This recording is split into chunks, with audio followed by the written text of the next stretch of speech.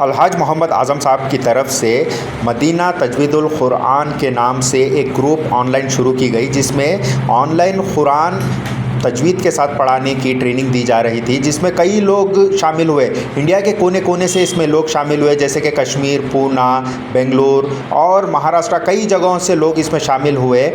اور اس کے علاوہ انڈیا کے باہر سے بھی کئی لوگ اس میں شامل ہیں، جہاں جا کے USA، UK، بنگلہ دیش، پاکستان، دبئی، ایسے کئی جگہوں سے لوگ اس میں شامل ہیں اور تجوید کے ساتھ قرآن پڑھنا سیکھ رہے ہیں، جس میں زیادہ تر سینئر سٹیزنز ہیں۔ اور ہر سال کی طرح اس بار بھی محمد اعظم صاحب نے اپنے اسٹوڈنٹس کو بلا کر سرٹیفکیٹ دیا اور ساتھ میں کئی اسٹوڈنٹس کو ایوارڈ بھی دیا گیا۔ آج کا یہ جلسہ جو پروگرام رکھا گیا ہے وہ اس ضمن میں ہے کہ میں ہمارے جو مدینہ تجوید القرآن اکیڈمی ہے اس کا بریف تعارف کرا ہوں، آپ کو پتہ چلے گا کہ یہ پروگرام ہے کیا۔ یہ مدینہ تجوید القرآن اکیڈمی دلشاد نگر، ہم لوگوں نے 2011 میں میرے دبئی سے واپس آنے کے بعد تجوید کی کلاسز لینا شروع ہوئے تاکہ لوگوں کو صحیح قرآن پڑھنا ہے۔ یہاں آنے کے بعد میں دیکھا کہ لوگوں کو جو ہے قرآن جو ہے وہ بچپن میں ناظرہ پڑھتے ہیں تو وہ اتنا صحیح نہیں ہوتا، سب کو معلوم ہے۔ اور خاص طور سے فرق جب آپ تجوید سیکھتے ہیں تو بہت زیادہ محسوس ہوتا کہ ہم اب تک کیا کر رہے تھے اور اتنا ٹائم کیا ضائع ہوا۔ تو ہم نے یہ ابتدا صرف کہ ہمارے دوست منور علی صاحب مرحوم کے گھر سے شروع کی تھی، 7-8 آدمی تھے، اس میں ہمارے بہت سے لوگ اس کے یہاں پہ موجود ہیں۔ تو وہاں سے ایک چھوٹی سی پہلی شروع کری تھی کہ ہم لوگوں کو قرآن صحیح پڑھنا سکھائیں، جو ساتھ کھڑے میں بیٹھ جائے۔ تو ہمارا مقصد یہ تھا کہ لوگوں کو قرآن صحیح پڑھنا سکھائیں، تجوید سے بالکل آج پر ہو۔ اور وہ کورس کو ہم کیا کریں، یہ جتنے مولانا حافظ وغیرہ جو پڑھانے والے ہیں ان کا پڑھانے کے انداز میں اور ماڈرن لوگوں کے پڑھنے کے انداز میں دونوں کے درمیان ایک ذہنی گیپ ہے۔ یہ اس طریقے سے نہیں پڑھاتے جس طریقے سے یہ ماڈرن ایجوکیشن حاصل کر کے آئے ہیں۔ تو میں نے اس کو بڑا سائنٹیفکلی ایک کورس ڈیزائن کیا تجوید کا، تاکہ لوگوں کو بالکل اسٹیپ بائی اسٹیپ سمجھ میں آئے۔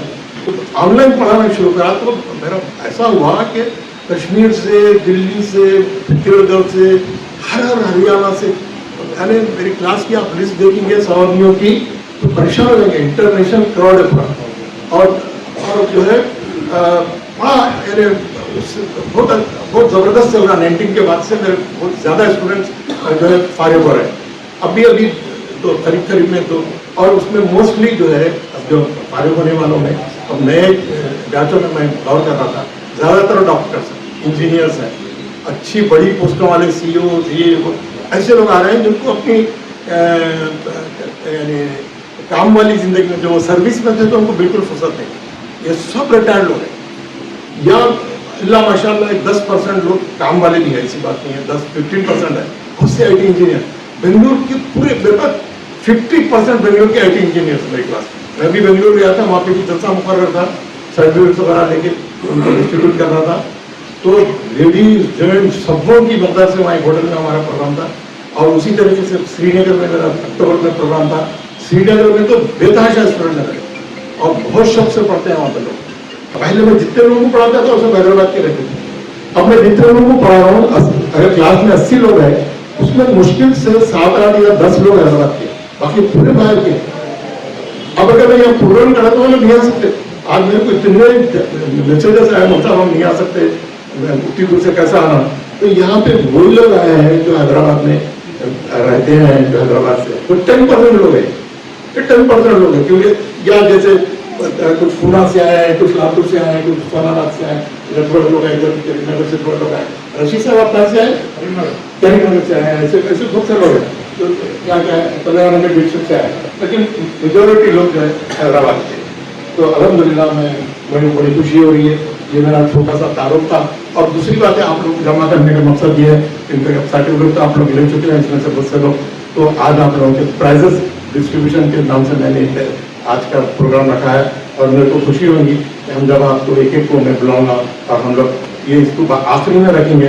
پہلے آج کے جو ہمارے مہمان خصوصی ہے اور جو آپ کے لیے خاص میسج لائے ہیں، کیونکہ اب آپ لوگ تجوید سے پڑھ لیے ہیں، آگے کیا کرنا ہے یہ مدرسین ہیں، یہ ہمارے جو ہے ये इल्म के पहाड़ है हमारे, हमको इसको फॉलो करना है ना।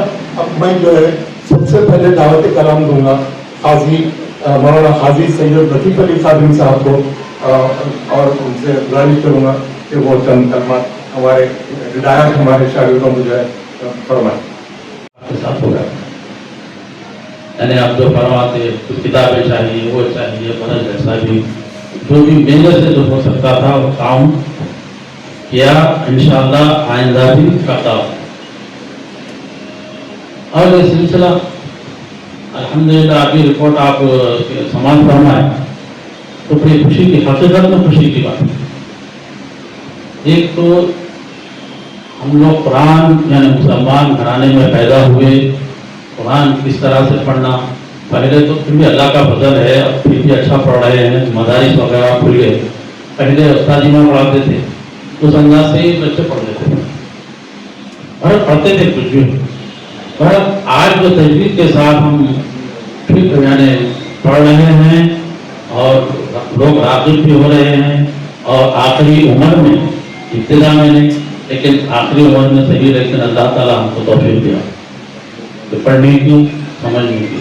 और कुरान क्या है, ये एक दस्तूर है, हर एक का अपना अपना अंदाज है, लेकिन तजवीद के साथ, तरकीब के साथ जो कुरान मजीद पढ़ा जाता है, उसकी हलावत, उसकी मिठास और उसका अंदाज और उसका सुरूर अलग ही होता है। कुरान मजीद को पढ़ना है अच्छी तरीके से, पढ़ने के बाद उसको समझना, समझने के बाद उसको अमल करना है, बाद अमल के फिर दूसरों को पहुंचाना।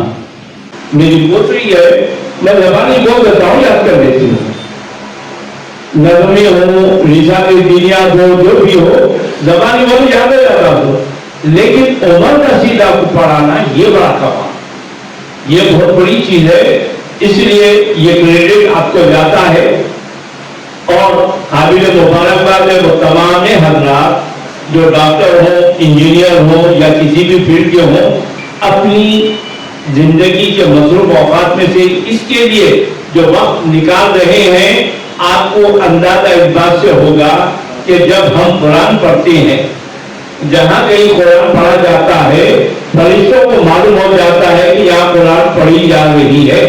वो कैसे, तो वहां वो घर से रोशनी उठती है, वहां तक नूर जाता है। जैसा उबई इब्न काब का वाकया सुने, शायद आप तवज्जो नहीं दिए।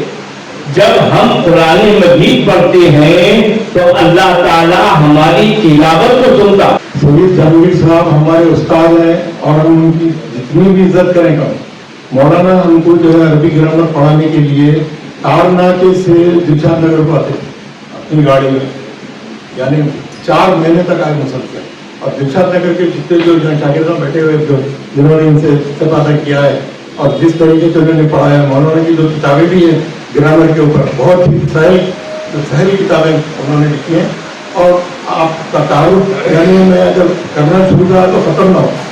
और ख़ास तौर पर हज़रत आज़म भाई क़िबला के मुअज़्ज़ज़ बुज़ुर्ग साथी दोस्त, उनके इस गैर मामूली तहरीक और सरगर्मी के मुनीब व मुआविन,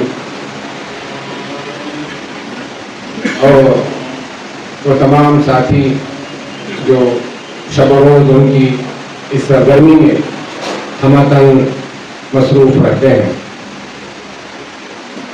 अज़ीज़ान गिरामी, बुजुर्गों और दोस्तों, ख़ास तौर पर न सिर्फ हैदराबाद बल्कि पूरे हिंदुस्तान के मुख्तलिफ इलाक़ों से हज़रत आज़म भाई क़िबला के शागिर्द जो तशरीफ़ लाए हैं, पहले उनको ये खुशखबरी सुना दूँ कि आप जब से घर से रवाना हुए हैं और जब तक आप घर वापस न होंगे, आपकी ये आमद व रफ्त, ये आना जाना मुकम्मल तौर पर अल्लाह ताला के रास्ते में, और गोया के आप तमाम हज़रात अल्लाह तबारक व ताला की इबादत में मसरूफ़ हैं। यूँ न समझें कि मस्जिद में 5 वक्त की नमाज जमात से अदा करना और قرآن مجید کی تلاوت، درود شریف کی تلاوت، کلمہ شریف کی تلاوت یہی عبادت ہے، بلکہ ہر وہ کام جو اللہ تعالیٰ کی خوشنودی کے لیے انجام دیا جائے اور دیا جاتا ہے، وہ تمام کام ہر وہ کام جو اللہ تعالیٰ کی رضامندی اور بندوں کی مدد اور تعاون کے لیے کیا جاتا ہے، وہ سب کا سب اللہ تعالیٰ کی عبادت ہے۔ حضرت سیدنا عبداللہ ابن عباس رضی اللہ تعالی عنہما کی ایک غیر معمولی روایت ہے۔ آپ ارشاد فرماتے ہیں کہ میرے نزدیک مسجد نبوی میں 1 ماہ اعتکاف کرنے سے زیادہ بہتر یہ ہے کہ میں کسی بندے کی مدد کے لیے اس کے ساتھ چلوں۔